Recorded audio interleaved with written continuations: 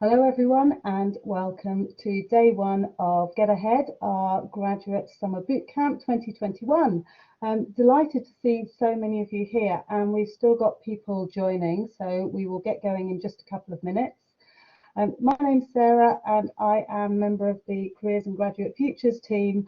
I'm based here in Edinburgh, but we have been working across the team in Malaysia and Dubai to bring you a really packed programme this week that is designed to help all of our graduates to be equipped and skilled and ready for that move into the next stage of your career and your life. I should also say congratulations to those of you that have now finished up with your studies and are about to graduate from university. So well done, congratulations, and I think you can be really proud of yourself, particularly this year, which has been so challenging and so unusual in many different ways. I'm just going to cover a couple of quick housekeeping points before we start. This session is being recorded. In fact, most of our sessions this week will be recorded, and that means that you can go back and pick up on all the really useful tips and advice that you're going to get this week. But also be aware that you should keep your microphone and your camera switched off during the sessions. You can use the chat box.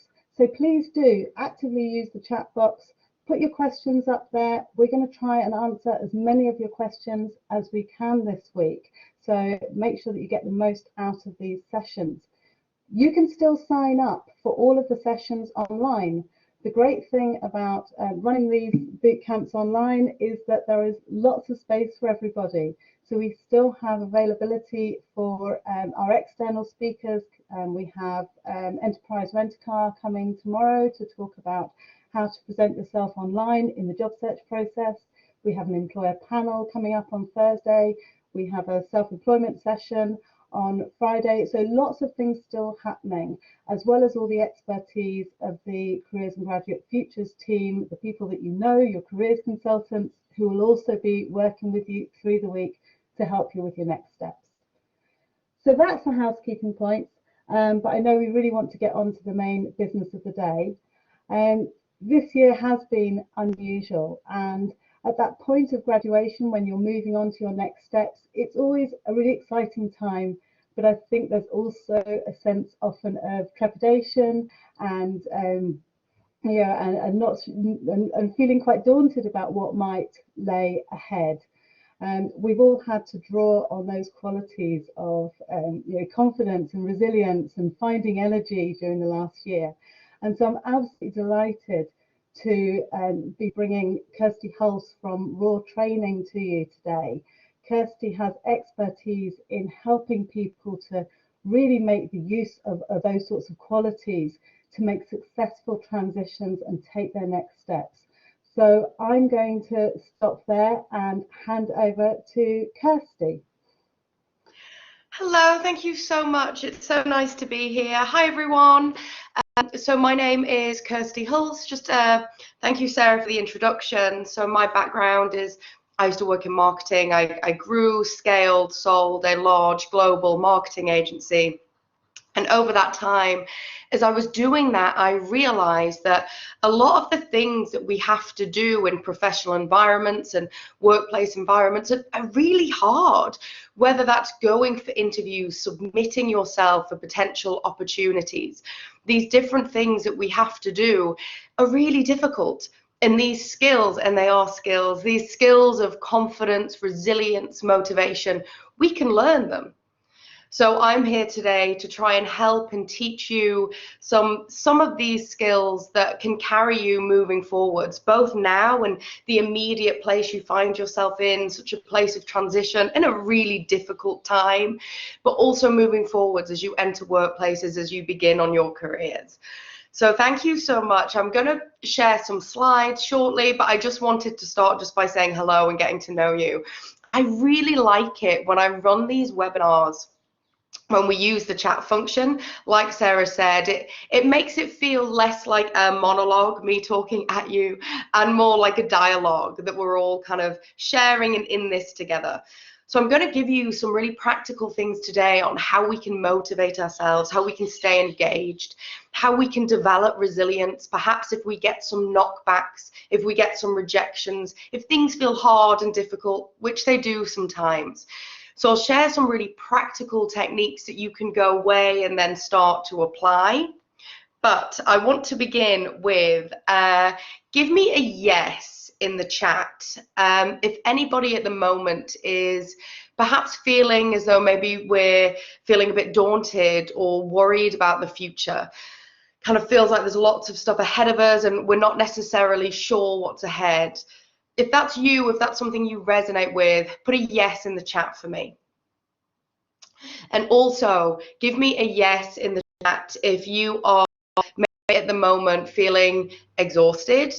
Maybe there's been a lot going on. Some of you have already finished your studies, so maybe we are feeling exhausted, maybe we're feeling overwhelmed. Thank you. Because I think it's so important when I talk about motivation, when I teach you these skills, that we acknowledge in order to let go of something, we first have to hold it. So we tend to think of motivation as being something that we can force or will. We tend to think that if we wake up one day feeling perhaps not as engaged or enthused or excited, we think perhaps if we wake up one day feeling nervous or overwhelmed, that we can just push that away, that we can force or will it away. But my human experience and also lots of research has shown me that this just isn't the way that these things operate. So I'm going to share with you some practical tips on human motivation. I'm going to talk to you about how to regulate nerves. Maybe we might be going into interviews or networking events, and these things can be awkward and nerve-wracking. So I'm going to share with you some techniques so that we can start to soften the edges of those nerves. Because I've worked with thousands of people now at all different stages in their journeys, students, CEOs, people who run businesses, people who grow big corporate businesses. And we all at some point feel overwhelmed, daunted, nervous by what's ahead of us. That what I am really here to do is make sure that we don't stop ourselves from doing what it is that we want to do because we might be avoiding or mitigating those nerves. Okay, brilliant. Thank you so much. So let me share my screen with you, and we're going to start off by talking about motivation specifically. Now, we tend to think of motivation as something that either we have or we don't have. We tend to think of motivation as something that is outside of our control. You know, some days we wake up and we feel motivated. Some days we wake up and we don't. That's true, that's real. But I also want to share some science and some research behind human motivation that can help you motivate yourself in a way that is sustainable and healthy, and perhaps can try and move us away from burnout.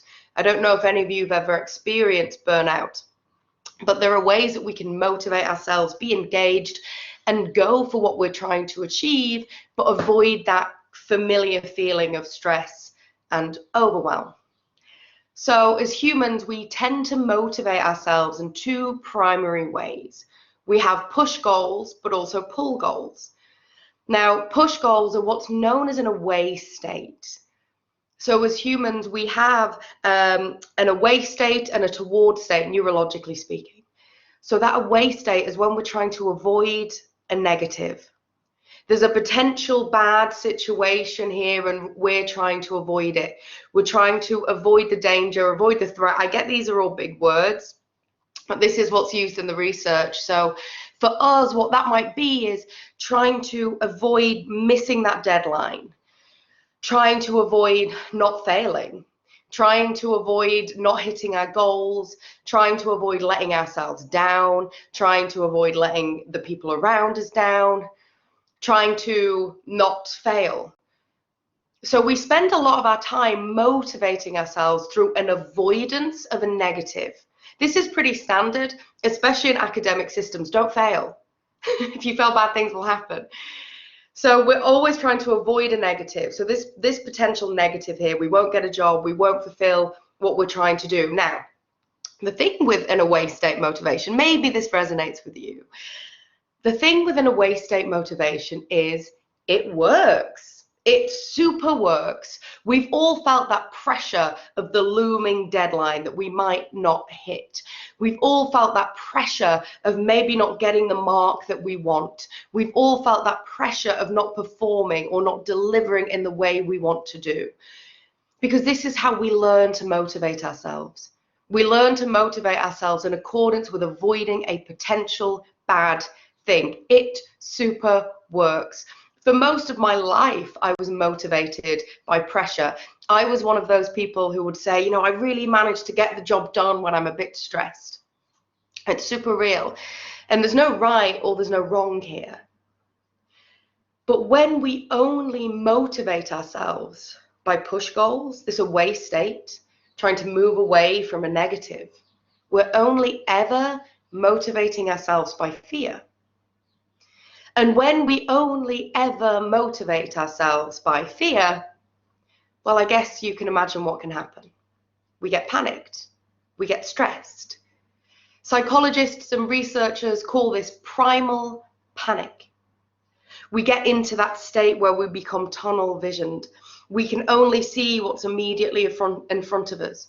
And I say this with so much compassion as someone who experiences anxiety myself, and who has had lots of times and moments in my life of experiencing burnout. This is not a pleasant feeling.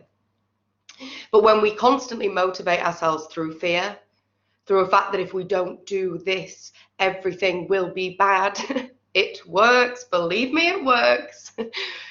But we need an alternative to go alongside it. Because when we consistently motivate ourselves in this way through avoiding the bad thing, it's just exhausting. It's exhausting. It can feel high pressure. It can almost feel sometimes as though the walls are closing in. And I know this feeling.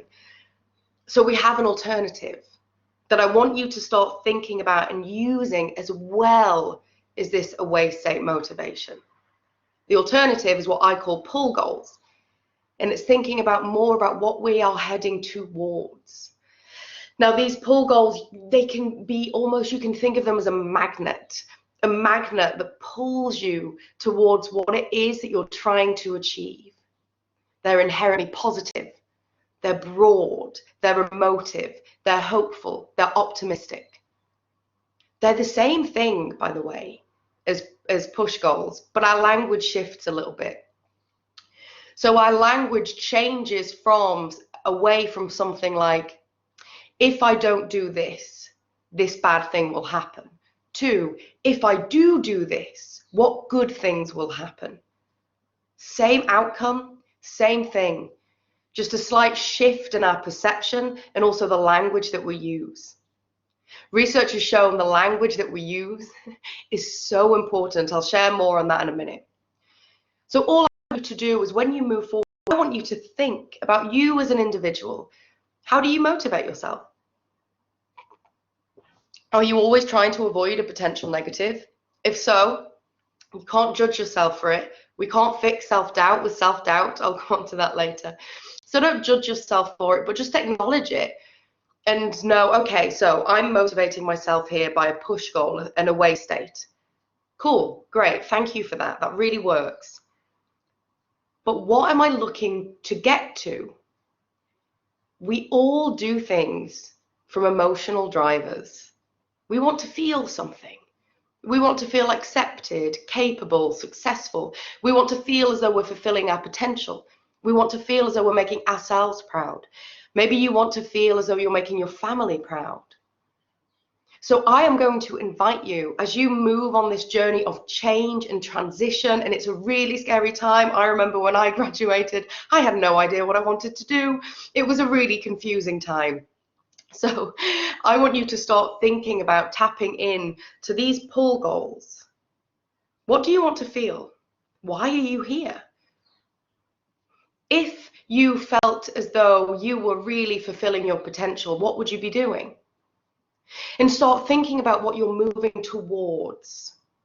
We know the danger we're leaving behind, not fulfilling it, not doing the things we're meant to be doing. We know all of that. So now I'm going to invite you in this time of change and shift, to think about what you're going towards. How will it feel if you end up working in the career you really want to work in? And I'm going to really invite you to start motivating yourself in that way, as well as push goals, and have both. We really do need both. I'm going to stop sharing just for a second because I heard a noise, just to make sure that nothing's happening. Stop sharing, stop sharing. Hello. Okay. So hopefully that resonates. Hello. Thank you. Nice to see you in the chat. Wonderful. Excellent. I'm really glad it helps. Thank you. So a nice way to make this really practical, is, I want you, when you think about the things you want to achieve, the habits you want to form, I want you to think less about what you need to stop and think more about what you need to start. Maybe write that down, because I know so many of us all kind of think like, oh, I really need to stop being lazy. I need to stop getting out of bed late. I need to stop being nervous before interviews. I need to stop being quiet at networking events. I need to stop doing this. I need to stop doing this. I need to stop doing this. The problem with that is it's imbued with judgment. When we tell ourselves we've got to stop doing things, we're judging where we are at the moment. And one of the best ways to really expand and achieve all the things that you want to achieve is accept where you are right now. It feels controversial. So I want you to think about what you need to start. What do you need to start doing? Maybe you need to start thinking about the kinds of things that you can apply for. Maybe you need to start doing some of the exercises I'm going to share with you to regulate nerves on networking events. Maybe you need to start reaching out to the people you know. Maybe you need to start and position everything from a place of start, because when we do that, neurologically speaking, it's so much easier for us. It's so much easier for us to start a new habit, to start a new belief, than change an old one. So hopefully that helps. So really, and that might feel abstract, but really I just want you to start thinking about how you motivate yourself. Is it always focused on what we're trying to avoid? Another thing I want to share with you, and maybe write this down: what gets celebrated gets repeated. What gets celebrated gets repeated. So when we're children, maybe some of you have children or younger siblings, but when we're younger, or nieces and nephews, and when they do something well, so they do something well, and our response is always like, yay, well done, good job, yay. Because we know that in order for someone to repeat a behavior, we have to praise it. We know this intuitively with children, but we stop doing it as adults. But the thing is, we don't change. We don't change. Our brain still repeats patterns of behaviors that feel good, cake, and avoids those that feel bad. So if you want to repeat a behavior, we have to celebrate it. And we don't do this as adults because we're so focused in this push motivation, avoiding the bad thing, that we forget to acknowledge and recognize and integrate the things we are doing. Now that the chat's working, let's try an experiment. Maybe this will resonate with some of you, maybe it won't, but let's give it a go. We're all very different. So I want you to picture your very first day when you started out on this journey, your very first day at university. Maybe you can see yourself either walking onto the campus. Maybe you can see yourself going to your first lecture. You didn't know anyone, probably. Maybe you were scared. Maybe you were like, what on earth is going to happen here? So I want you to think about that, maybe that first day now, that very first day. Think about how that felt. Think about how you felt. And now what I want you to do is think about you now. And I want you to imagine if that version of you from those years ago could see you now, what would they feel? What would they think? Pop in the chat for me if anything comes up for you. So if the version of you now that's learned so much, that's done so much, could see you then, how would you feel? What would you think? Proud, thank you. Proud, thank you. And so we tend to feel these feelings when we're moving forwards. Proud that I was ready to do that, thank you. Excited, thank you. We feel proud, we feel excited. I would say thanks to myself. I love that. What a wonderful thing. And I like doing this exercise because it shows that when you're ambitious people, which I know all of you are, you're here on this call. Some of you have got up early. I know there's different time zones.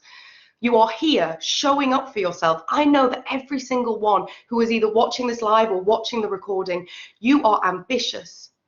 You want to grow. You want to learn. Maybe you've got big hopes. Maybe you've got big dreams, and that's amazing. But when we are those people, I'm one of them too. When we are those people, do you know what we do? We run, we look forwards, we go, what next? What next? What can I learn? Am I doing enough? Am I doing enough? Am I being good enough? Am I learning enough? Am I doing as well as my peers? And so when we are these people, you know what we forget to do? We forget to look back. We forget to look back and think about the things we have already learned. Think about the things that you've already achieved, that you have already won. This may, for so many of you, feel like a beginning again, and it is.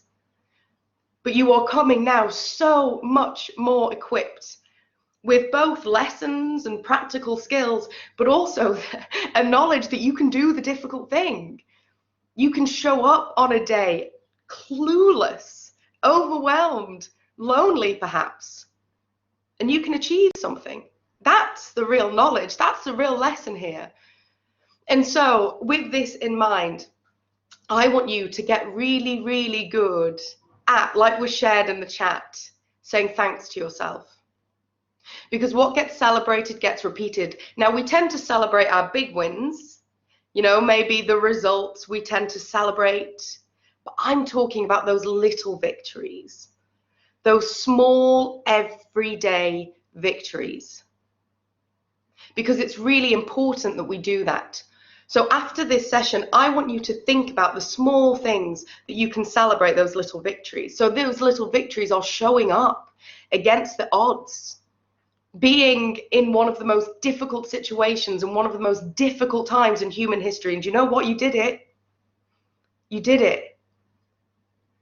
So when we start to celebrate what we need to, when we start to celebrate what we want to repeat, so I mean, you might start going to interviews or networking events and maybe you're nervous, maybe you fluff up some words, we'll talk about that in a minute. But I want you to thank yourself for showing up. Give yourself that little bit of acknowledgement. Take a step back and be like, good job, really well done, we're doing it. We don't say those things to ourselves very often. And it's so important that we do that. I'm just going to share my screen and give you another reason as to why it's really, really important that we do this. So research has shown that as humans, we are genetically predisposed to focus on the negative. Some of you may already know this. As humans, we are genetically predisposed to focus on the negative. We have something called the negativity bias.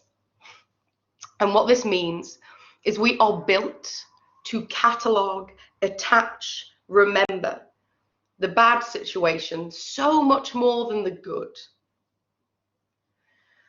And this makes sense. This makes so much sense when you think about the early days of human evolution.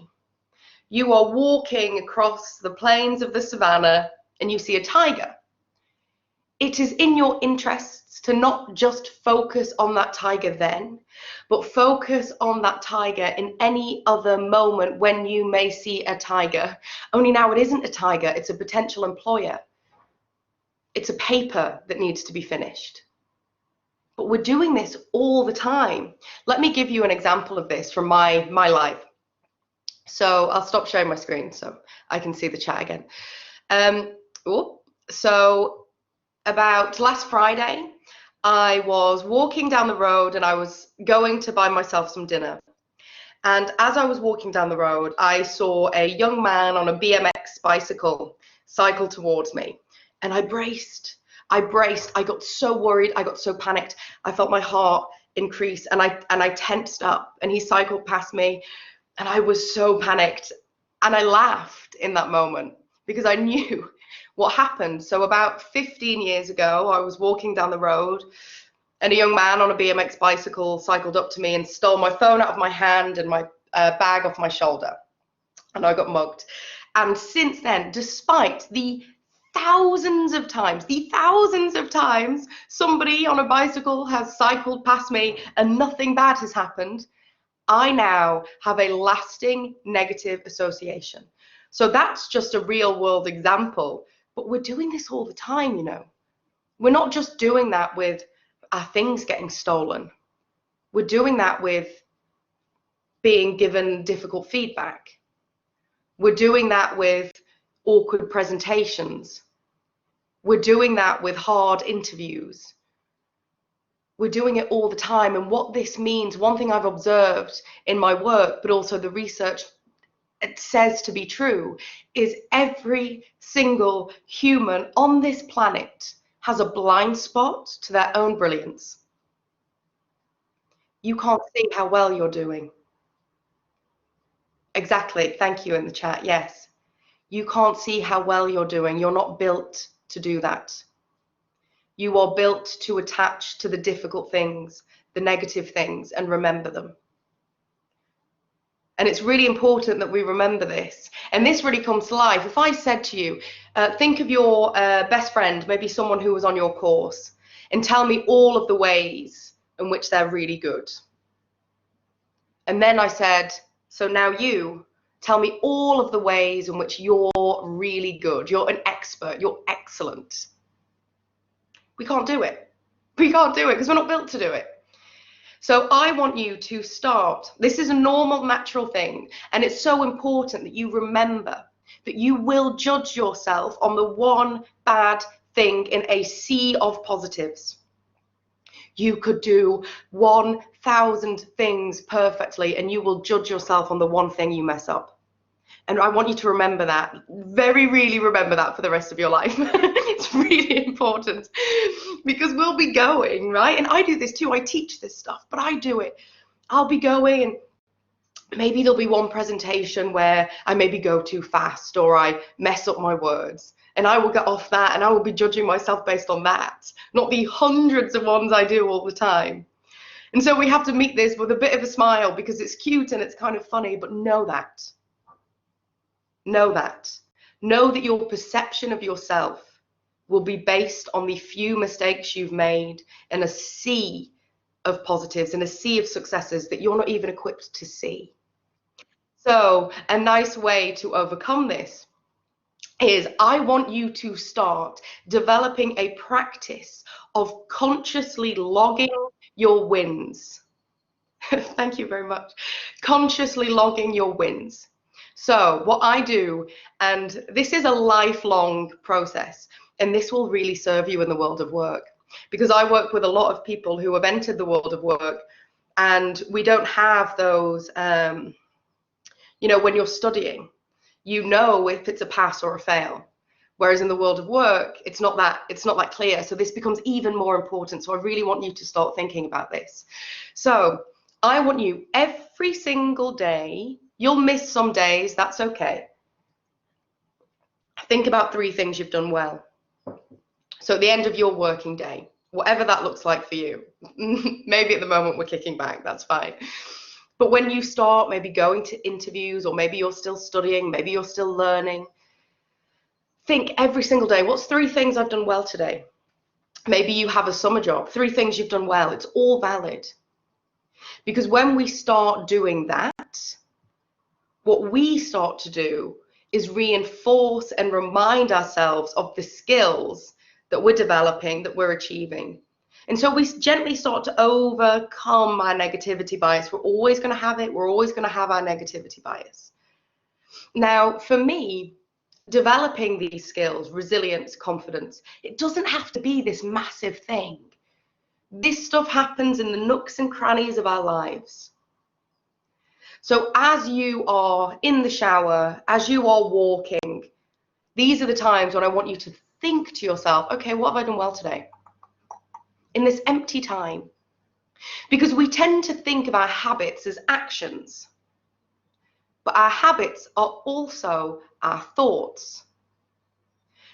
And let me share a framework with you on this now that I think will really help. So there are so many, if we're feeling lacking in confidence, low energy, demotivated, there are external situations that are impacting that. Of course there are. So what I find so empowering, and when we do this with lots of patience and self-compassion, is there are things that we can do that have a positive impact on how we come across, how we are perceived, and how we feel. So let me share my screen with you one more time now. And I want to share this framework with you. This is an evidence-based, research-backed framework. Lots of people use this, and you can apply this in any area of your life. Fitness goals, health goals, professional goals, learning goals. It's all the same. You are one thing. You are an animal. You are one animal that is motivated in one primary way. So we have our thoughts. Our thoughts impact our feelings. I'm going to talk to you about nerves in a minute, but every single time you feel nervous, that started with a thought. Often we can't hear these thoughts. Our brain is thinking all the time. Research has shown a sweeping average, an average human in an average day has 80,000 thoughts. 80,000 thoughts. Some of those thoughts will tell you you're not good enough. Some of them will. They're just suggestions. Let's not get too bogged down in these thoughts, trying to change them or force them away. Some of these thoughts will tell you that you can't do it. Some of these thoughts will tell you that you're too tired, that you're not smart enough. Some of these thoughts will tell you that the market is small and everybody is better than you. Some of these thoughts will tell you that you're never going to make it. 80,000 thoughts, some of them will say that. That's just it. That's just part of what it is. We don't want to try and judge or push away. That's really hard to do. And often when we think about personal development and motivation, we get really bogged down in trying to change these thoughts. So hard. But these thoughts do impact our feelings. Our feelings then impact our actions, and our actions impact our results. Let me bring this to life for you. So you have, hypothetically speaking, you have an interview coming up. Before that interview, you're thinking things like, oh, this is going to be really difficult.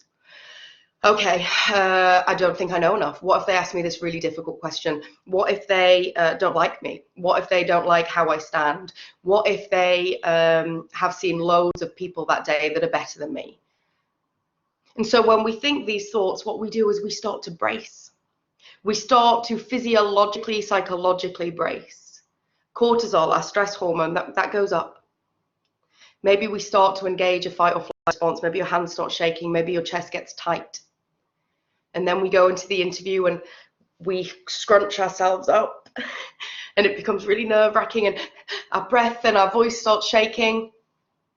And this is okay. I'm going to share some techniques with you in a minute. But the first thing that I want to say, and I do this now, I teach this. I've been running successful businesses, delivering presentations for a long time, and this is a practice and a process that I still have to go to. Every single time I do a difficult thing, which is constant, by the way, things are difficult. Every single time I do a difficult thing, I'm mindful of the thoughts I think before I do the thing. I'm not trying to push away any thoughts that are afraid. They're okay, they're valid, things are difficult. But what I'm doing is I'm consciously adding in some good stuff. Think of our brain as a soup. We have all of these thoughts. Add in some good ones. So before this presentation, for example, about 10 minutes before this presentation, I was saying, I verbalize it out loud, but you can think it, you can verbalize it, or you can write it down, whichever feels right for you. So I was saying, there's some people that are going to really resonate with this. I'm going to have a positive impact on a few people today, not everyone too difficult. Some people are going to really connect with this. I'm going to have fun doing this. I really love doing this. These are the thoughts that I think before I deliver something. And so I'm presenting to you now. And whether you're presenting to 1, 10, 100 people, it's all the same. So when you go to that interview, when you go into that networking event, it is the most normal, natural thing in the world for you to be scared. And we'll talk about that in a minute. But what I want you to do is add in some good stuff. Start thinking, I might meet some people that can help me here. Start thinking about what you've learned. Start thinking about that day when you first started at university and now you feel proud. Think about that. Think about your qualities, your strengths, your attributes. I'm a good communicator. I'm driven. I work really hard. If I put my mind to something, I can get it done. These are the thoughts I'm going to invite you to start thinking before you go in to that difficult situation. Because they have such, let me start sharing again so I can see you. They have such a significant impact on how we come across. So, and I'll bring this to life even more. I'm sure some of you have maybe been on a call or a meeting with a friend or a peer or a lecturer, it doesn't really matter. And they've come on in the moment you see them, you know that they're in a bad mood. You ring your friend, they answer the phone, they don't have to say anything and you know. So we can perceive this stuff. So put in the chat for me, let's just do a little game. I mean, to call this a game is generous. Can anybody tell what I am doing right now? Does anybody want to guess? What am I doing right now? I never know if people can tell. Any guesses? What am I doing right now? Okay. Oh, drinking water. Yes. Yes, I'm standing. I am standing up. Thank you. Yes, I'm standing up. Standing up. Thank you. Whenever I present, and again, this presentation is quite formal in this context, so for you it might be an interview, I stand. I'm not suggesting you stand, but let me talk about the research. Research has shown that when we expand, when we are upright, we feel more engaged, we feel more energized. So next time you're sitting in your chair like a croissant, all scrunched and twisted, that will have an impact on how you feel. So when you go into job interviews in the future, what I want you to think about is your posture. These tiny tweaks can make quite a significant impact on our confidence. So you don't have to stand, that might be too much. But one of the benefits of working virtually is we can kind of get away with it a bit more. But before you go into an interview, before you talk to someone, I want you, if you can, to stand, to expand. Because if I asked you to picture a confident person, you know, in your head now, picture a confident person, they are always expansive. Research has shown that when we take up space, we feel more confident, we feel more calm. And I like to share this with people because it's so tiny, it's such a tweak.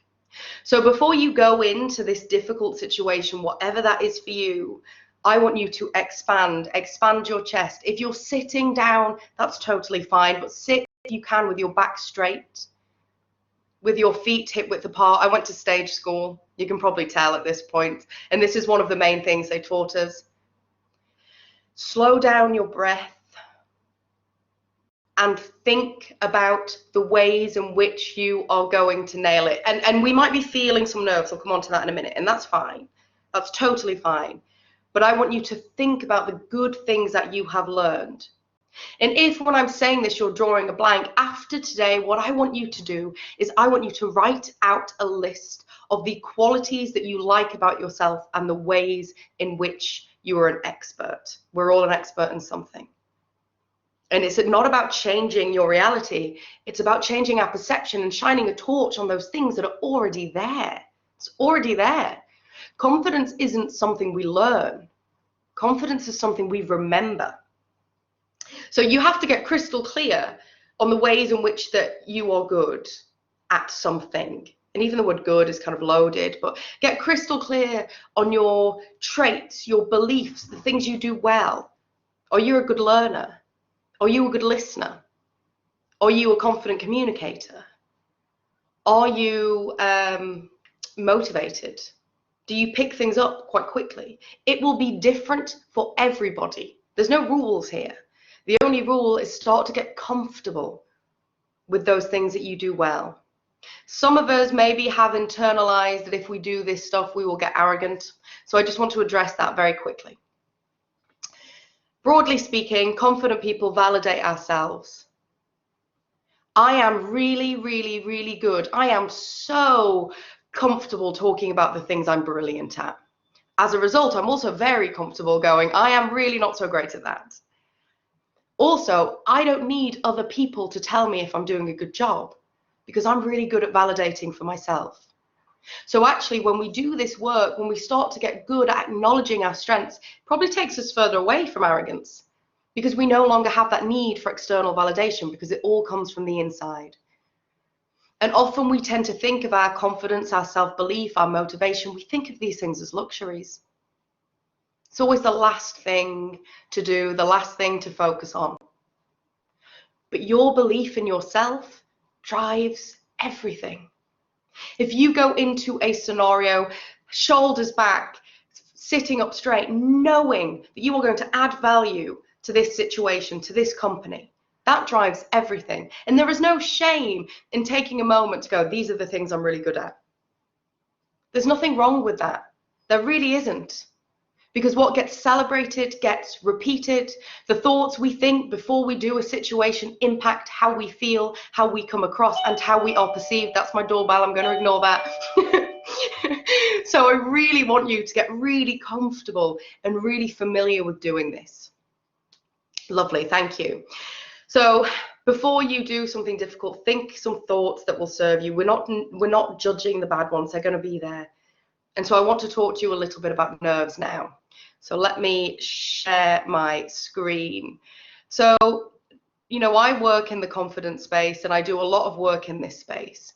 And so many people will say to me, Kirsty, I'm so scared of networking, or I'm so scared of presenting, or I'm so scared of public speaking. And my response is always yes. Yep, it's scary. That's it. It's scary. This stuff is scary. It is. It's daunting. It's nerve-wracking. Interviews are really scary. Networking, daunting, scary. It just is. And I've worked with thousands of people now, different stages in their career. Some people, successful CEOs, some people just starting out. I work a lot with students. I work with young people. I have never, ever met one person who doesn't at some times, in some way, feel nervous. Ever. I've never met someone. Ever. But we tend to think of feeling worried about something as an individual failing, whereas in reality, it's just a genetic mundanity. So let me share my screen, and I'm going to give you some kind of really practical things that we can do. Okay, so my company recently did some research, and we interviewed over 6,000 people on, you know, confidence in the workplace, how people are feeling. 96% of people, 96% of people said they had turned down a potential opportunity because they were too nervous. Okay. So nerves can really get in the way. For a long time in my career, I avoided putting myself out there. I avoided sharing. I avoided speaking up in meetings. I avoided speaking up in group situations. I avoided applying for things because I thought I would feel nervous. And I was so afraid of feeling nervous that it became totally debilitating. So I want to start by saying that your nerves mean nothing. I'll talk about that more in a minute. If any of you studied sports psychology, you'll be super familiar with this. This is the Yerkes-Dodson law. And this is that our optimal performance increases with some arousal, an adrenal response, a stress response.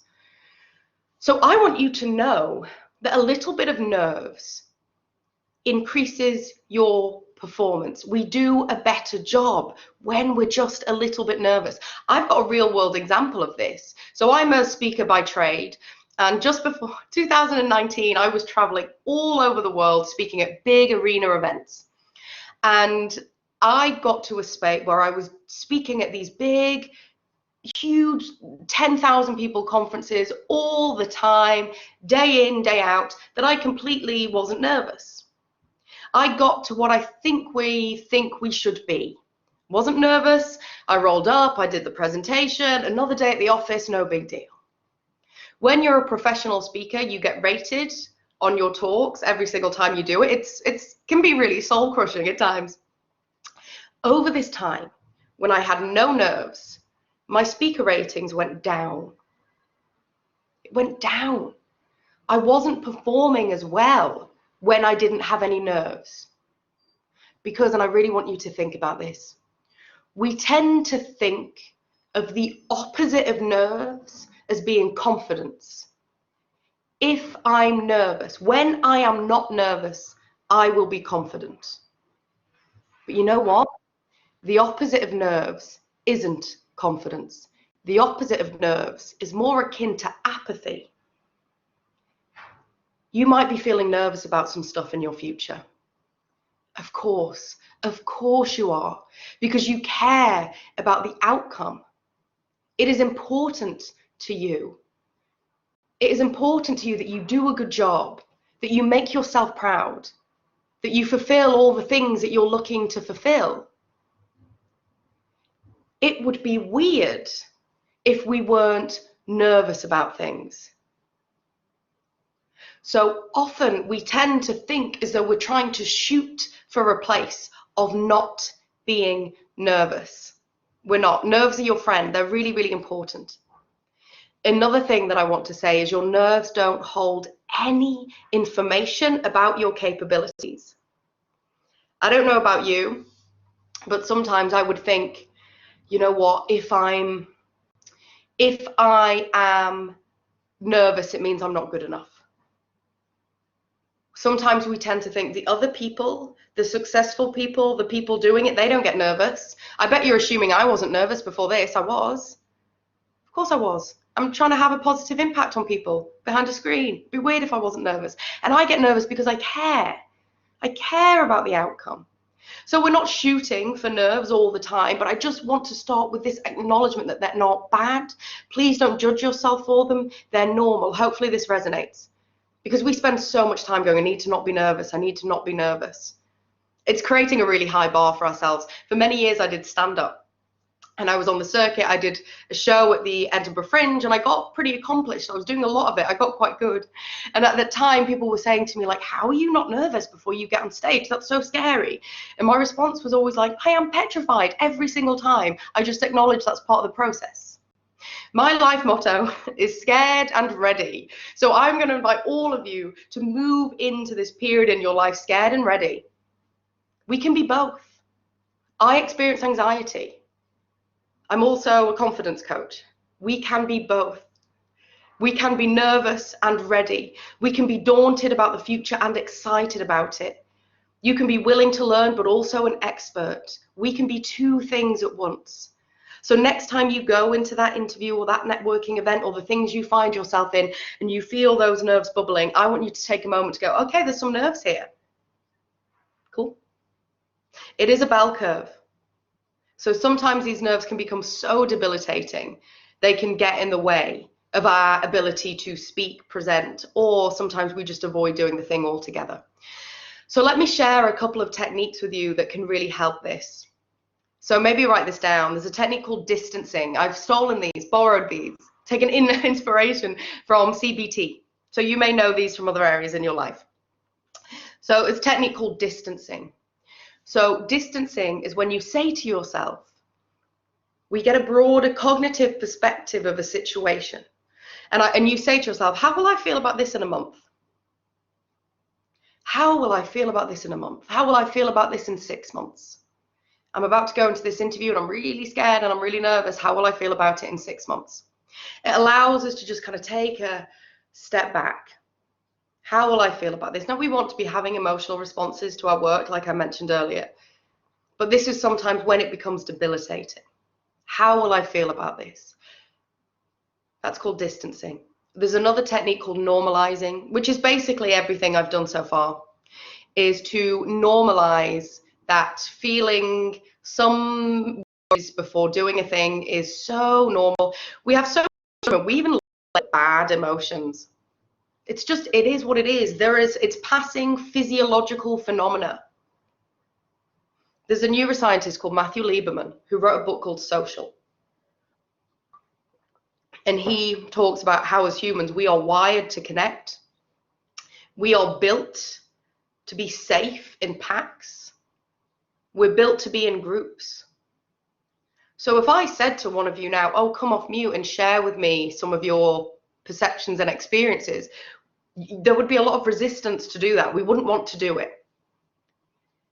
Because the moment you have to open yourself up to social ridicule, neurologically speaking, it's akin to threatening your survival.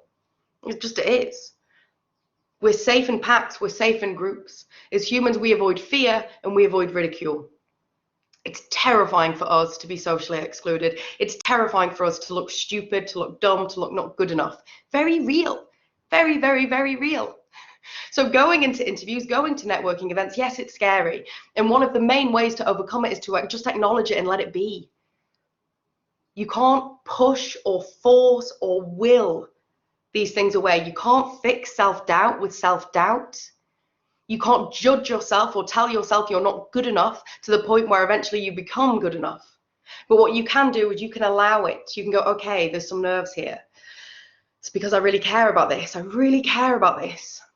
And then move into thinking some things that can serve you. So move into thinking, okay, so what ways can I add value here? What ways am I good enough? What ways can I do it? Be mindful of your body language. All of these things will have an impact. So I'm just going to do a very quick wrap up of the things I want you to think about from the session today.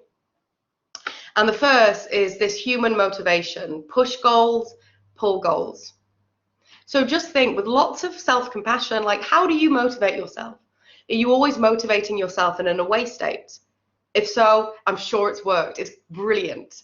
But we also need something else. So I want you to think about what you want to start, what you're going towards, what you're moving into, as well as thinking about what we're trying to avoid. It's a much more sustainable way to motivate ourselves. It can kind of keep us calmer. It can help manage our stress and our burnout. So start thinking about that. Another thing that I want you to really think about from this session is what gets celebrated gets repeated. Start celebrating those tiny little wins constantly. End every single day with 3 things you've done well. Every day. And even in the difficult days, the days maybe when we've not done much or we haven't done the things we wanted to do, there'll always be a handful of things that you've done well. So I'm going to invite you to start training yourself to look at those, because we have a negativity bias. You're genetically predisposed to focus on the things you're not doing well. As a result, we tend to have a blind spot to our own brilliance. So I'm going to invite you to start thinking about this alongside. You know, we still need to learn. We still need to acknowledge where we're not doing so well, where we need to grow. That becomes a lot easier actually when we're good at validating ourselves. So I want you to really start doing that as well. Mainly, I want you to acknowledge that if you get nervous for a thing, that's okay. It would be weird if you weren't. I always say to myself when I'm very nervous for a workshop or a presentation, it would be weird if I wasn't nervous about this. And to try and not let it take over, try and not let our nerves give so much power that they prevent us from doing the things that we really want to do.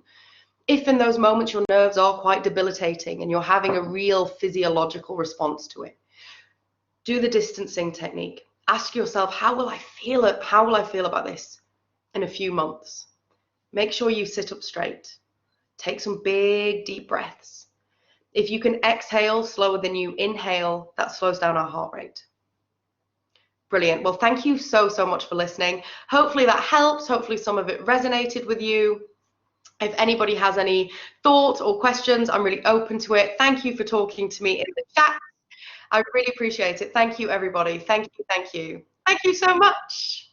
Brilliant. Thanks, everyone. I hope you have a great day.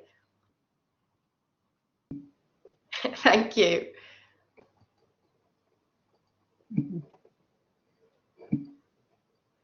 Well, Kirsty, thank you so much for that. I think everybody's going to get so much out of it, and I wish you could see the notepad that I have sitting next to me, which is covered in some great little phrases and expressions and things that really resonate at this important time when our graduates are leaving university and moving into the next phase of their lives.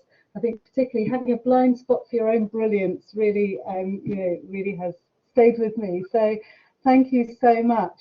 Everyone, this event has been recorded, so there's so much packed into it, so do go back to the link when it gets sent round to you and you can have another look at it. The next session will be starting in about 20 minutes at 4:15, so time to get a cup of tea and come back to your computer. But huge thank you to Kirsty for your input today, and I know that has been extremely valuable for everybody. Thanks very much.